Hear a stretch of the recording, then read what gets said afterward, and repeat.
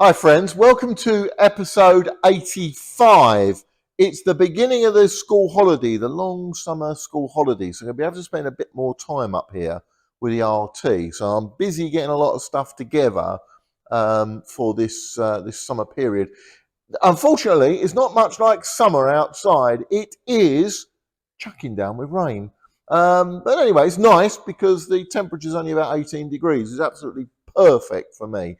Now, this should be an interesting weekend because Peter Veares over the other side has got a couple of his vehicles that he's kept elsewhere being brought in today. So hopefully I might get a couple of moments to see these vehicles that he's bringing in. But anyway, the RT this weekend, I hope I get the sample panels ready for my friend Alan Brown. And I'm going to hopefully put the flag unit back in. And I'm probably not going to make any more promises because you know what happens when I do these things. Only half of it gets done. But I reckon this summer period, we're going to really make some traction on this. So stick with us. Let's see how we get on today. Despite my best intentions, I never did get round to fixing that flag unit onto the bus. But anyway, lots of exciting stuff went on at the weekend, so it sort of distracted me a little bit. Was the arrival of two very interesting vehicles for the other shed. So stick around towards the end and let's see how we got on with our new arrivals. If you watched last week's episode, you'll know that we managed to, having moved the bus forward, I managed to get all of those panels off the back, and this little lamp unit's in the bottom of the shop there, that needed to come off as well. So that was in a pretty poor condition, so I needed to get this sorted out. So that was one of the little jobs that I made a start on Saturday in amongst all the excitement, and I managed to chuck a bit more time in on Sunday. I know I've said this before, guys and girls, you look at these things and you go, oh, half an hour on that, be fine, that'd be done. And then it turns out to take about 3 weeks. So I know this is not going to be very exciting, this lamp unit, but I'll take you through some of the interesting features of it. I know I did give you a bit of a hint the other week about that funny little arrow that's on there. But anyway, having now dismantled it and taken it off the bus, let's see how we get on with that. Right, so this is what greeted me on Saturday morning, and I thought, right, let's tackle this. The one on the left-hand side of the shot, that's the left-hand indicator, and obviously the one on the right-hand side is the big box for the back. The two little sort of circular bits, that's one for the brake light, one's the side and tail, and obviously the arrow thing is the indicator. But off the bus, we can now have a good look at them. Right, so here's that good look. This is with the flap open. It's held open by a T-key lock, which is just at the top of shot there. Mark Davis pointed out something very interesting, which I hadn't realised. But he pointed out that the end of the slot on the T-key is actually blanked off. If you have a look on there, you can just about see there's a little device over it. And it's probable that they've done that to prevent white light shining from the rear of the bus, because it's actually in a fence to show white light to the rear. I'll come to something else in a minute on that subject, but there we are. But yeah, so that was something they'd done to the T-key lock, and the T-key lock, as you can see on there, is only held in by one bolt. One of them's already sheared off already. Right, here's another view of the same thing. I like to take these pictures because I know you might say, oh, it's all very similar to the other one. These are actually sort of record shots, so that when I put the thing back together again, I can refer back to these pictures. It's something I couldn't do in 1980, whenever it was, 89 or whatever, when I was really engrossed in doing this.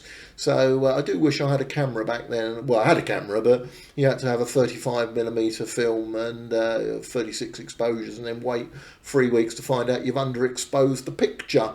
Well, things are easier these days. Anyway, that's a little bit of a shot of the light box, and let's move on to a slightly more detailed one. Right, you can see the rust build up in the bottom of that shot there. That metalwork has become quite thin. I've got another one in the barn, a spare one, which is actually off an RF, but it could be converted for an RT, just turn the arrow thing around. But that is far worse than this one. This isn't in so bad. I know it looks horrible and it's dirty and it's not very pretty. It's at the back of the bus. It's not a clean place. But yeah, the more I looked into this and the more I dismantled it, the more I realised I can get this actually to look quite nice. Before we leave this, can I just point out on the right shot, you notice that there's a collection of wires there. There's those dreaded cloth covered wires, and as you can see, I mean, that's before I touched it. They've already given up and the actual cloth covering has started to break off of them. But that block was to prove a problem later on. Right, so I've got my coffee in place. I've got my wire brush. It's now time to start dismantling this. This bench started off nice and tidy in the morning and gradually got worse and worse and worse. And by the end, I think that was all in shreds. But anyway, there is the unit. It was absolutely covered in rust and dust and everything else in there. First thing I need to do is to start to dismantle it. Most of these bolts, predictably, are either seized on or there's a problem getting him off. There was a couple that came out okay, but most of them were completely cream crackered.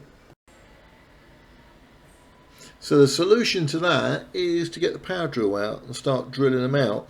But because some of them were just turning around, I had to put the mole grips on them to stop them moving about. But yeah, it's all par for the course. All those screws are going to get chucked anyway. So if they're not going to come out politely, then sadly it's going to have to be the heavy stuff. We're going to have to get the drill out. And in the worst case scenario, it has to be the angle grinder, but I've got to be very careful with this because of those lenses and all the rest of it. So right, here I am. The first bit is now stripped off. So we've got all that bits out. Now there's a piece of rubber which I assume was designed to prevent water ingress, quite sensibly. And each of the lenses, there's 3 of them, are all positioned in there. However, it's been in there so long, and I suppose what with the heat and everything else, they've actually become sort of semi-welded in. So I've got to remove them a little bit carefully, so hence the reason why I'm using a screwdriver and not pulling it straight off. A bit like, I suppose, a plaster. It has a habit of just sticking on things. And when I did finally get that out, so I'm having to be really careful because, one, I don't want to damage that rubber backing. It's quite thick. And look, I could replace that rubber. I think I've got some sheets of rubber around the back of the shed, which I could probably, but making it is going to be an absolute nightmare. So the last thing I want to do is to damage anything. If I do break this little bit of plastic here, then I've got a spare one in another box. See the little green arrow there? Look, it's the end of the green. And now I've got to do is get those 2 other lenses out. Right, so now it's time to get that little lens out. There you are, pop it out. And up comes more of that rubber. It was a little bit, I don't know, thin at the bottom of that lamp, so I need to be really careful. And then the very last one hopefully will pop out. There you go, all done. So that's all 3 of those bits out. All I need to do now is to get that rubber out. But if you have a look, you can see how bad it is. It is really rusty, but I'm pretty sure that I'll be able to get that to look near enough like new, I think. Right, inside here, that little S-shaped thing I showed you before, that should, in theory, slide in and out, but it's probably not been out for so long, it's going to put up a little bit of a fight, but I'm going to get that out. There's got a bit of rubber across the top of it, which I think is perhaps stop it rattling. So I'm going to try and get some of that from Baines. I put a little order in the other day, same people that supplied the window rubber. They do all stuff like that. So I've gone for an experimental section. I'm not quite sure why that was designed to come out so relatively easily when most of it isn't. So yeah, there you go. You see it's a bit rusty and a bit grubby, but we can get that. Now there's the last 2 light bulbs. There's 3 light bulbs in there actually. That's one of them. That's probably the brake light, and then you've got the side light one in there. There's actually the 2 different ones possibly, and then the very last one, that one there, is the indicator light, and it's the 2 big ones are 24 volt. And that little one is 12 volt. And the reason they're 12 volt is because they're wired in series, and the bus electric is 24. So 2 light bulbs wired in series, and it's 12 volt. So there we are. So that's it, almost stripped down there. Now I'm going to have a bit of a pig with those wires. Right, so there you are, there's most of it broken down. You'll also notice I've done the left turn indicator lens as well. And if I recall rightly, I hammered it about a bit because it was a little bit dented on the edge there. So I'll straighten it up. You can see I've got the lens for the indicator down the bottom there with the one side of it painted. On the other side, it was actually painted black, so there's probably no need really for them to have painted it green, or as you can see poking out from the bottom there, it's clearly been on a red bus for some time because there's a bit of red paint on there. So I'm going to have to remove that and give that all that a bit of a polish up. Right, and here's the rest of it. There's the box with still got all the little fittings still in it. They need to come out. Then there's the little section you saw me removing earlier on, that sort of figure of 8. Now the two bits on the right hand side, at the top, that's the lens for the left turn indicator. Now the reason there's a bit of sticky tape on it is that is the piece of plastic which had snapped off the far end. It was already broken when I took it out.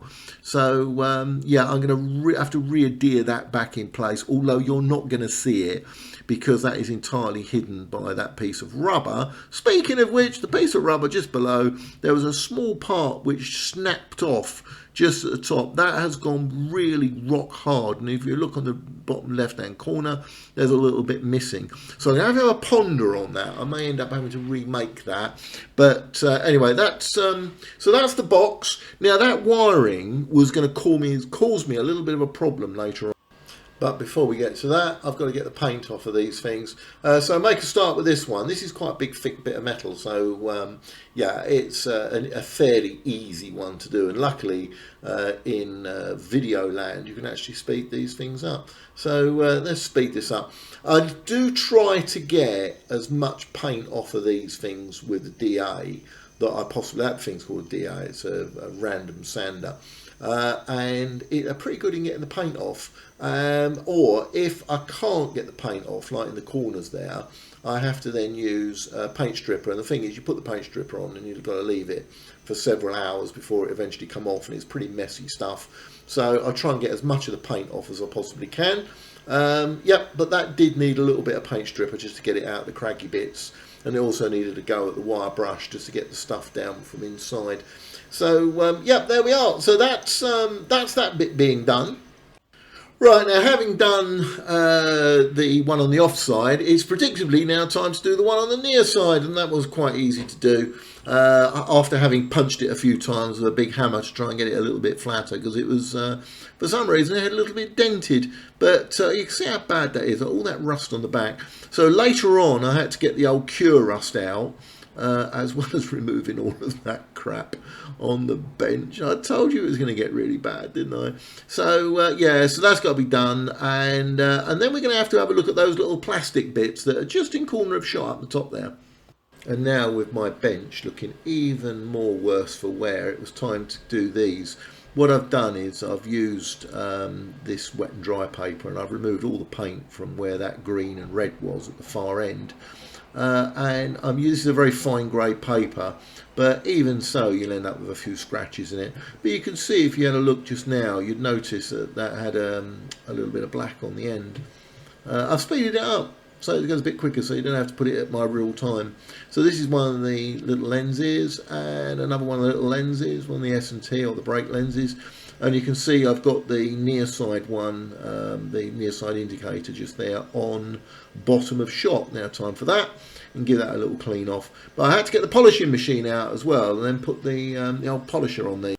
I thought in my infinite wisdom I'll try this glass polish. I've also got some stuff there. I've got there's two types I'm using. I've got one which is this one here, is to remove scratches on glass. It's sort of a, I don't know, like a chalky compound, and it dries fairly quickly. And then I've got the other one, which is another glass cleaner, which you use on your car.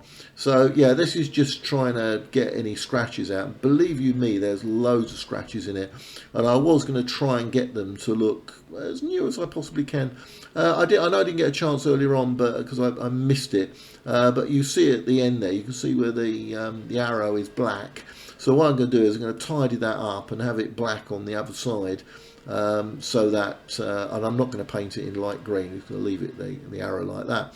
You could actually, if I wanted to, I could restore that box back to working order, because the fixings, apart from the lamp holder, are still there. Right, then, having done all of that, made a bit of a mess of the place, now time to get the buffing machine out. So we'll buff that up and see if I've managed to remove the scratches. Spoiler alert, I didn't. But it'll do probably as well as we can, really, with it. I don't. It's not new, but yeah, you got to look really close to notice it. So it's come up fairly well, actually, bearing in mind the state they were in when I took them out. So I'm fairly happy with them. So I just got to buff all of those up. And I won't bore you with all of that because it just goes on forever. Right, I think that's about the best I can do with those. So here's the bits on the bench. So yeah, you've got the left turn indicator one just sitting just underneath that metal panel there. And then the free lenses that should go in the offside unit. Right, so, and there is that box with everything removed. I took all the lamp holders out. You can see they're now in that little plastic container just below. I tend to put everything in separate plastic containers. I've got a load of them. They're the sort of thing you get with rice when you go down the takeaway. So I use them, and I normally label them up so I know what's in that container, just in case I don't get confused. All that's pretty obvious. That's what it is. So you've got the free lamp holders in there, plus you've got the wire terminal block, which was going to be a real pain in the backside later on. And at the bottom, I haven't flattened it. That's that figure of 8 thing. So there is everything ready for an attack of the sander. Right, so there we are in summary form. That unit and the other one all broken down now. So I've just got the work on this one, which I just showed you just now. So they're going to have to do a little bit of work on that. That needs a bit of cure rust. But all in all, that's come up fairly nice. As I say, I've just got that work to do on the stuff on the right. But the stuff on the left is probably ready now for a primer coat. But I'm going to do all the primer coats at the same time. We're not going to just get the spray gun out and do, you know, that small bit of metal. So there we are. Now what I need to do is, with that pan at the end there, this thing here, I'm going to have to put some cure rust on it because she's got quite a lot of rust in there. See those holes on the bottom there as well, look. So you have to deal with them. There's all the other bits and pieces. There's that rather difficult block on there, and then that figure of 8, a stroke figure of 6 rather, bit of metal. Right, before we leave this, I just want to show you this. This is the electrical connections. There's 6 of these little poles there. One of them is unused. I imagine they probably plan to do something with it at some point.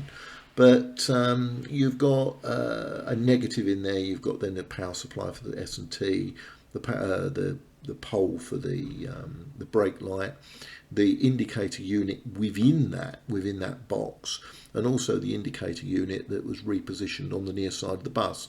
Now that all looks fairly innocuous, but you'll notice that the wires are still stuck in there. It's because I had to cut them out.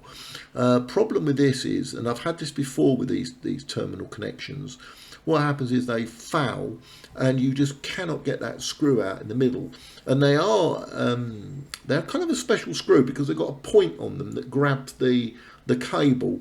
Now, just at top of shot there, you'll notice I've got a nice, clean, tidy one that was given to me by Roy Gould. Thank you, Roy. But this requires 6 of these now. One of the suggestions been put to me is to drill them out. Problem with that, of course, is once you've drilled them out, it's fairly thin metal, they are brass, you're going to have to re-tap those holders, and there isn't really a lot left there once you've drilled them out. So that's something I could do, and you've got to be dead accurate about it as well, but that is an idea. The other thing is to change the block completely for something more modern, and I may end up having to do that. Although I'd like to keep this because it is original, it may not be practical to spend probably the best part of half a weekend trying to get that back to functioning, unless someone's got all those little bits up the top there and can send me a batch of them in the post. Unfortunately, it's probably going to have to be modernised.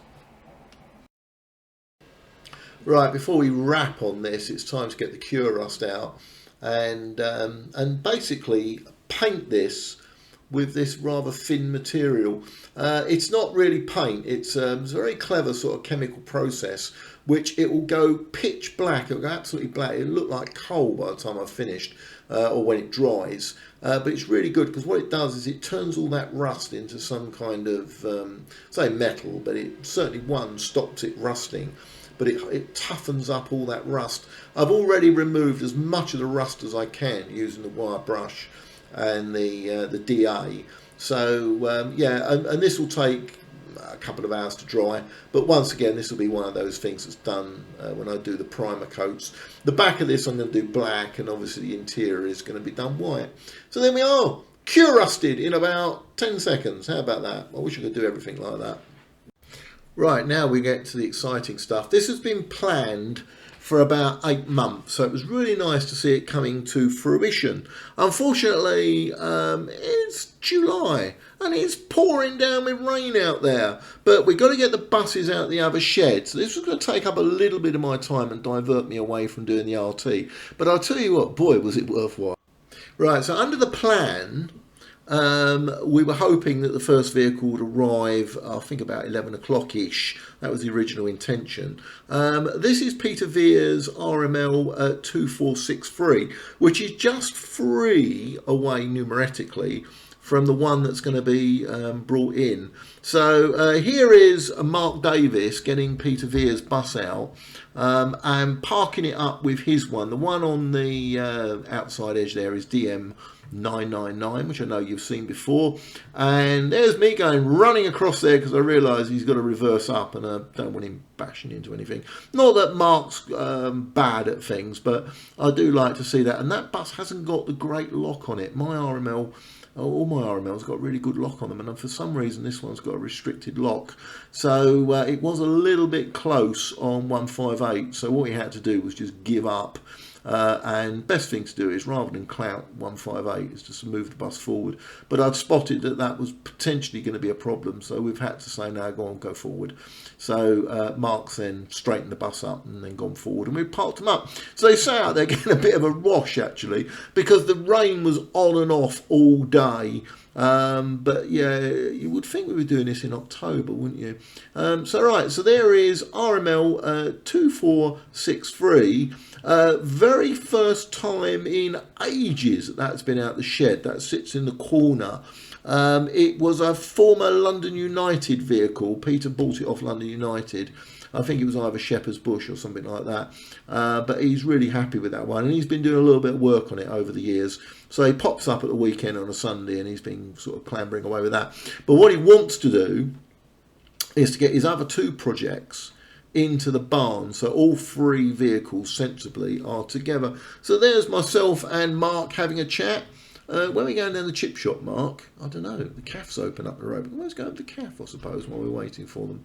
Anyway, there we are. Right, so there's all 3 lined up outside. DM999, RM158 and RML2463. Sat outside waiting for the new arrivals.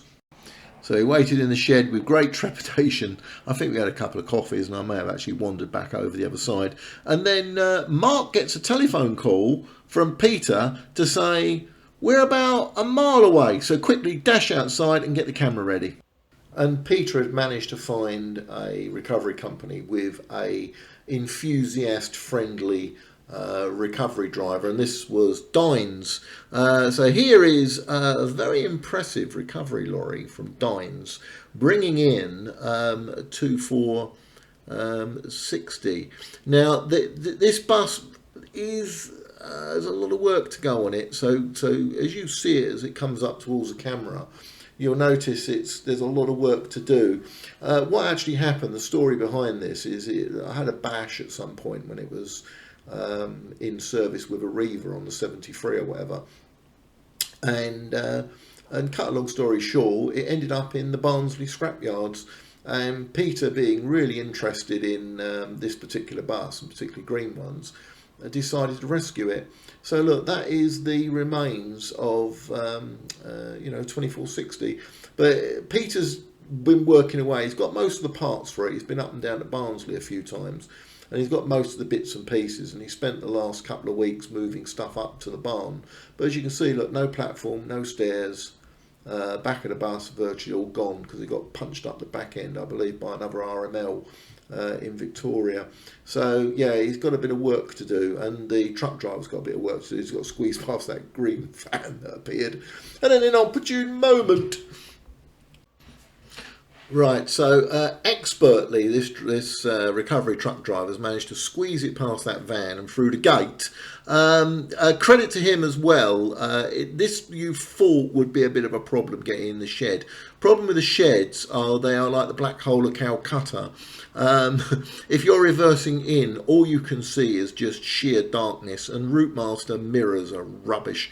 But this guy managed to get this bus into the barn in one shunt, absolutely perfectly. But before he can do that, he's got to take it sort of about 3/4 of a mile up the road, up this dirt track, to turn the thing round. So there we are. So that's that's number one of our new arrivals for the week. Right, so a quick dash, having dropped off RML, and go and pick this up. This is a former London Transport Service vehicle. There is a few around, a very small number in preservation. It's good that people save them. And Peter Veares has acquired this one from another preservationist who was working on it years back. This service vehicle, it's a Leyland PD3. With a Man Egerton bodywork on it, and they were built specifically for London Transport, so they're not the sort of thing you get off the peg. So they were coach made. Interesting that they went for the Leyland PD3 rather than, I don't know, something like an AEC or something like that. So anyway, nonetheless, this service vehicle was initially kitted out for use on London Underground for events such as derailments, dare I say it, persons under a train. So when a train needs to be jacked for that sort of thing, then one of these would come out. So this was stationed at Lillie Bridge on the District Line. But then in 1973, it became a London Buses vehicle. It worked at Camberwell garage for recovery of broken down vehicles. Yeah, so the recovery driver from Dines didn't have to go so far to turn this round for some reason. So anyway, yeah, he was a great guy. I'm very grateful to my good friend Clive Greedus. He was a colleague of mine on London Underground for filling me in on the information. He's an absolute mine of info on things like this, on these service vehicles. This one is a little bit unusual because apparently the other ones, the bodywork where you store all the stuff was cut right back, so you had the cab as a sort of a separate concoction, and then you had the main back structure of this recovery vehicle. So there we are, London Transport urgent. There you go. So working. He's got a lot of work to do on that, I think, but it's good to see that in the shed as well, and I've no doubt that Peter will crack on with it and it'll be seen back out on the rally scene. It does run. We were able to, whereas the RML, as you saw, was as you know, got a lot of way to go on that. This, it does run. The gearbox, the drive line is all in there, so the truck driver was able to simply just drop it off at the gate and leave it for us to sort of reposition it, and that was a bit of a job, I'm afraid. Right, I'm going to give a quick shout out here to Nobby, who's climbing in the cab. Nobby is a London Transport engineer, old school. He had lots of experience with RTs, RFs, RMs, all that sort of stuff. Formerly worked at Leyton and also spent some time working at Walthamstow, which was a garage he said he really loved working at. So it was the best garage he ever worked at. So yeah, there we are. So sadly, he's taken the short straw to get this in. We got it started up. That's Peter Veares trying to shut the door there. But the glass was so filthy, poor Nobby couldn't see out. So we had to sort of fuss around trying to get the glass clean. And you can see, but just looking at the back of the bus there, you can see you've got a truck driver. You can't see in the shed. It's like the black hole of Calcutta. So anyway, bravely Nobby reverses it in with people shouting left, right and 2 foot. What we found out, well at least Nobby did because he was in the cab of the thing, that the steering is recklessly heavy. And at one point we had this chap here in the cab with Nobby trying to pull the steering wheel to the left. I decided that really this wasn't safe for me to keep filming. I thought the best thing to do is to abandon filming and then pop around and help everybody.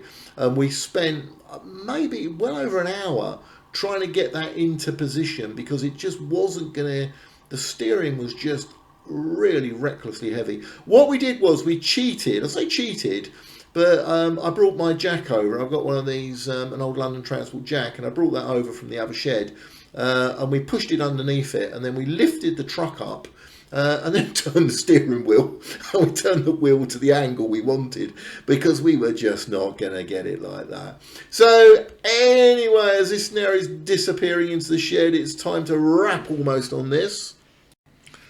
Right, so there we are with the LD in the shed, and Peter Veares RML just behind us.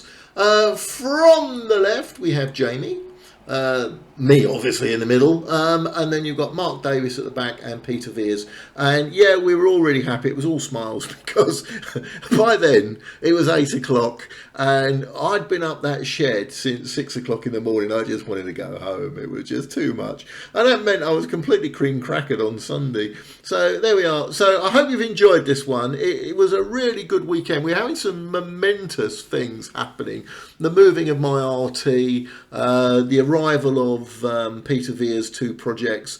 I mean, you know, a hell of a lot is going on up, a lot of good stuff. And one of the things I always say, you know, it's not an individual thing, it's everybody pulling together. Now, clearly, Mark's got nothing to do with it, I've got nothing to do with it, neither has Jamie. They're obviously all Peter's buses and vehicles. So, but we all pull together, and that's one of the good things about that little environment. Everybody helps out each other, and that is the greatest thing about bus preservation. So anyway, I'm going to wrap on here now, and we've gone over well over half an hour. It's the longest one so far, so I'm really sorry if it's put you to sleep. If you've got an insomnia problem, you'll be well asleep by now. But thank you very much if you put up right to the end, and YouTube will do their usual thing and find you a random video to show you if you're really interested. I'll put the notes for the information that Clive sent me. I've got a link to that.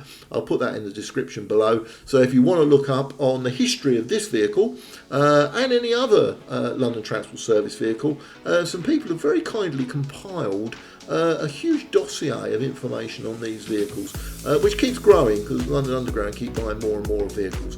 So anyway, thank you very much, and I look forward to spending some more time up the barn during the course of August.